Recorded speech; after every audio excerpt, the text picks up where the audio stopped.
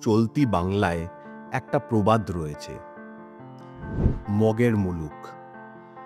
এই প্রবাদটি শোনেনি এমন বাঙালি হয়তো খুঁজে পাওয়া যাবে না। যখন কোনো জায়গায় বিশৃঙ্খলা, নৈরাজ্য বা আইন শৃঙ্খলার অভাব দেখা যায়, তখন আমরা সহজেই বলে ফেলি, এই যেন একেবারে মগের মুলুক। কিন্তু কখনো ভেবে দেখেছেন মগের মুলুক কথাটার আসল মানে কি?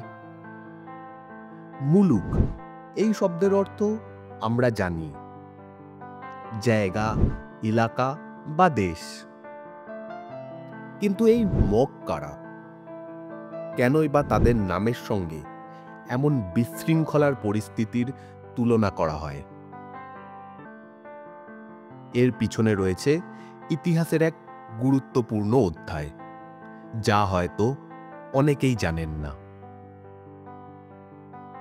এই ভিডিওতে আমরা জানব মগের মুলুক প্রবাদটির আসল অর্থ, এর ঐতিহাসিক প্রেক্ষাপট এবং কিভাবে এটি আমাদের ভাষায় প্রচলিত হয়ে উঠল।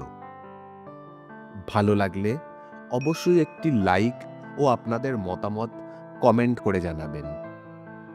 আর চ্যানেলে নতুন হলে সাবস্ক্রাইব করে নিন আরও এরকম কন্টেন্টের জন্য।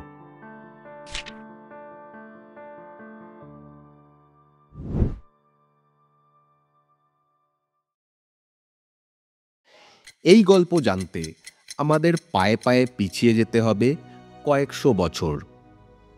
সেটা ষোড়শ শতক। ভয়ে কাঁটা হয়ে আছে বাংলার গা-গঞ্জ। কোথা থেকে যে উদয় হয়েছে একদল ভিনদেশি দস্যু। টকটকে গায়ের রং, বিরাট চেহারা, কটা চুলদাড়ির জঙ্গল, দেখলেই পিলে চমকে যায়। তার উপর তাদের কোমরে বাঁধা লম্বা তরোয়াল।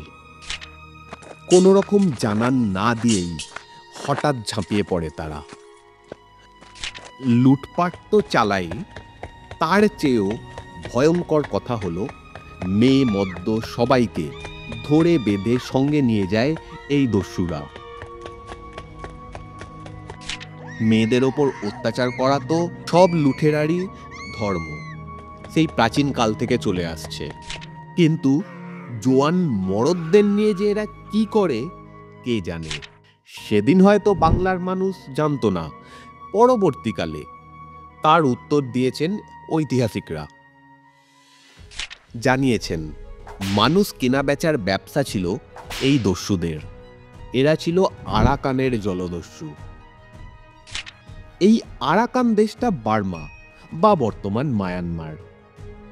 জাতিতে তারা পর্তুগিজ ছিল। মানুষ যা দুঃস্বপ্নেও ভাবতে পারে না তেমন অত্যাচারী করত তারা ধরে আনা বন্দীদের সাথে। জাহাজের খোলে গাদাগাদি করে মানুষ পাঠাতো এক দেশ থেকে আরেক দেশ। তারপর খোলা হাটে চলত কৃতদাস কেনা বেচা।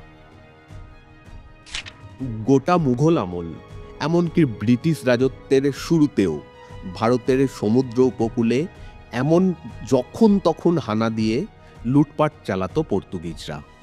সুলতান হুসেন শাহের আমলে বাংলায় পূর্ব আর দক্ষিণ সীমান্তে এসে হাজির হয় পর্তুগিজদের নৌবহর। নৌবহরের প্রতিশব্দ পর্তুগিজ ভাষায় আর্মাডা।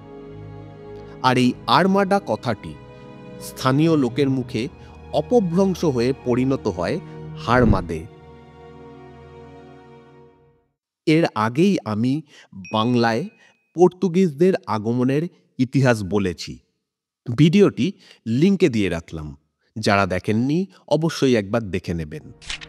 বাণিজ্যের প্রয়োজনে পর্তুগিজরা বাংলার যেসব অঞ্চলে ডেরা বেঁধেছিল তাদের মধ্যে ছিল চট্টগ্রাম বন্দর। সেখানকার বেপরোয়া স্বজাতি মগদের সঙ্গে ক্রমে হাত মেলায় তারা।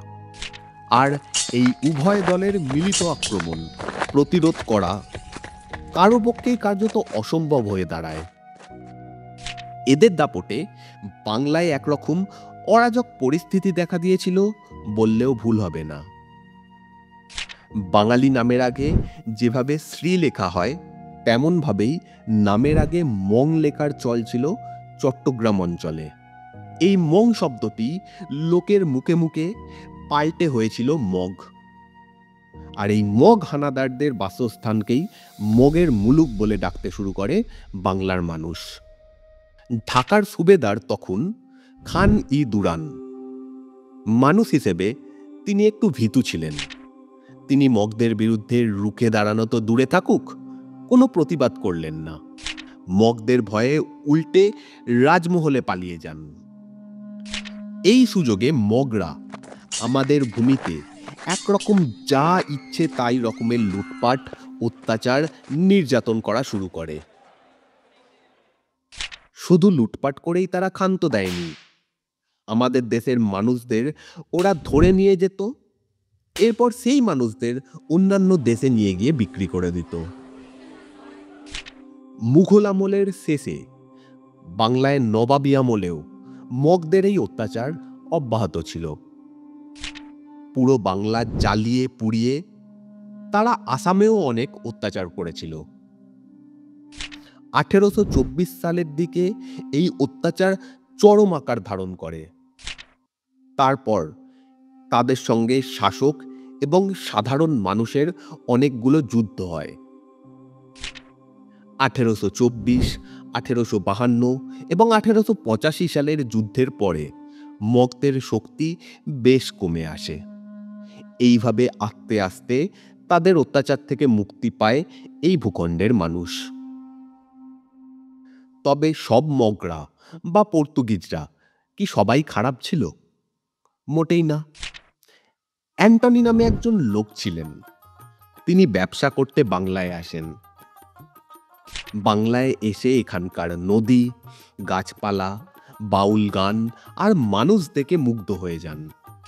তিনি বাংলা ভাষা শিখলেন, গান শিখলেন। তিনি ধীরে ধীরে হয়ে উঠলেন বাংলার মানুষের কাছে খুব প্রিয়। তার নতুন নাম হলো অ্যান্টনি কবিয়াল। অ্যান্টনি এক বাঙালি বিধবাকে বিয়েও করেছিলেন। দারুণ বাংলা গান করতে শুরু করলেন তিনি। নিজে গান লিখতে শুরু করলেন। তিনি বিখ্যাত হন অ্যান্টনি ফিরিঙ্গি নামে। তাকে নিয়ে তো বাংলায় কয়েকটা সিনেমাও হয়ে গেছে। যাই হোক, তার গল্প না হয় অন্য কোনো একটা পর্বে বলবো। তবে কয়েকশো বছর কেটে গেছে, আজ যদিও সেই মগরা নেই, সেই মধ্যযুগীয় অত্যাচারও আর নেই। এক সময় ঠিকই আমরা মগেদের অত্যাচার থেকে নিজেদের মুক্ত করতে পেরেছি। তবুও প্রায় 200 বছর তারা আমাদের যার পর নাই অত্যাচার করেছে। বঙ্গবাসী কখনোই এই অত্যাচারের উপযুক্ত প্রতিকার বা বিচার পায়নি। তাই এখনো যখন আমাদের সমাজে কেউ যেমন তেমন ভাবে অন্যের উপর প্রভাব খাটায়, অত্যাচার করে, দুর্বল মানুষকে কষ্ট দেয়, তখন মগদের সময়ের সঙ্গে সেটা তুলনা করা হয় আর বলা হয় মগের মুলুক।